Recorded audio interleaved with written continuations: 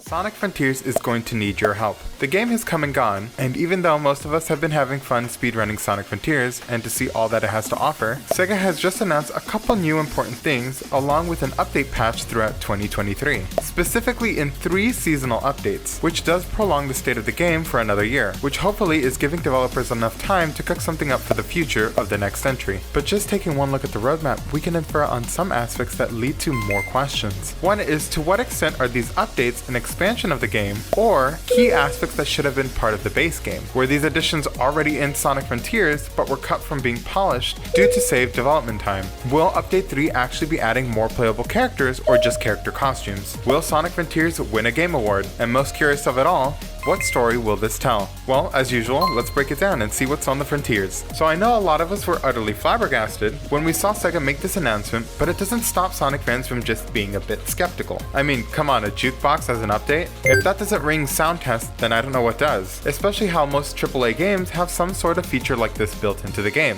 and has always been a staple for the Sonic games in the franchise. Lately though, many companies have been slowly steering the narrative, where these types of things are seen as fan service, and therefore are locked behind DLC paywall. Sega has recently had a history with that as well. I'm looking at you, Sonic Origins. Though you cannot deny how good and varied this soundtrack is. So I do understand them taking their time to properly add this music box feature in. That being said, like this title of the video, there's a game award going on, and although Sonic Frontiers did not win the musical category, you can still help share your support by voting in the voice work category. As of right now, it's towards the end of round 2, and Frontiers is already in the lead. Sonic Frontiers might not be Game of the Year worthy, but you can tell there was a lot of work put into the score. So hopefully winning awards might help Sega increase their budget for the next game.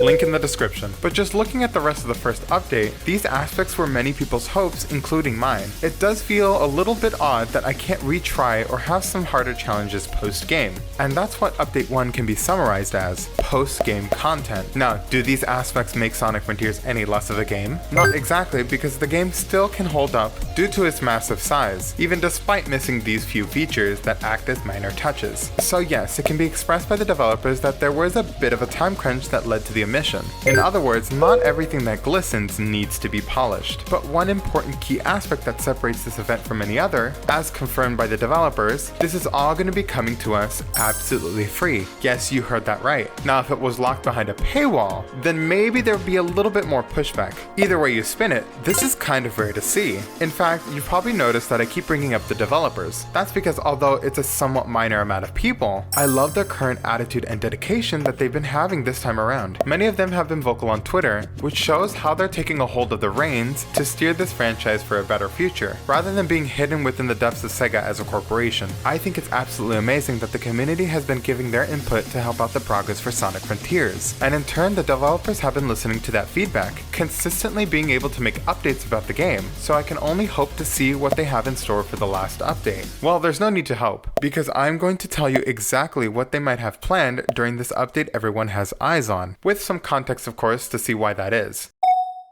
So I know we're all excited about the playable characters, but I do want to caution people that it might not be what you'd expect, especially since the last time it happened in 3D was back in 2006. But I don't think they're going to be playable in the open world, nor do I think they're going to be just mere model swaps that most modders are used to seeing. See, the clue is in the image itself. The characters seem to still be in their cybernetic state, which might be a stretch considering it's just an image, but I personally think the characters are going to be playable only in cyberspace, because it makes sense in a development aspect. It would be a lot easier to program new characters with a special set of moves in the traditional platforming sense. I mean, unless they decide to cater these characters in just a specific island on the overworld.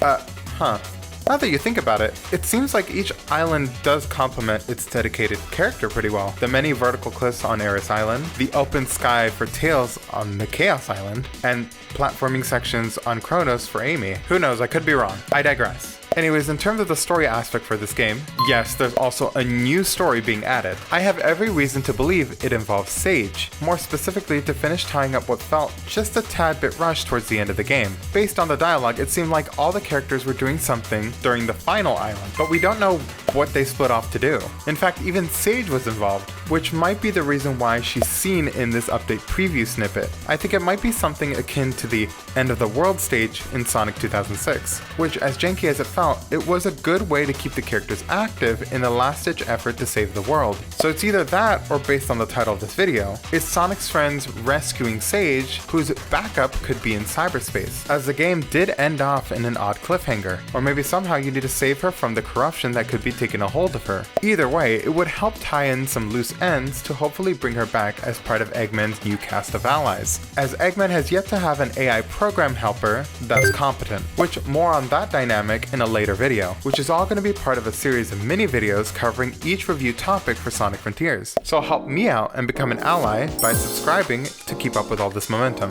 It only takes about 2 seconds for this absolutely free content, and you can always change your mind later. Mr. Bane out.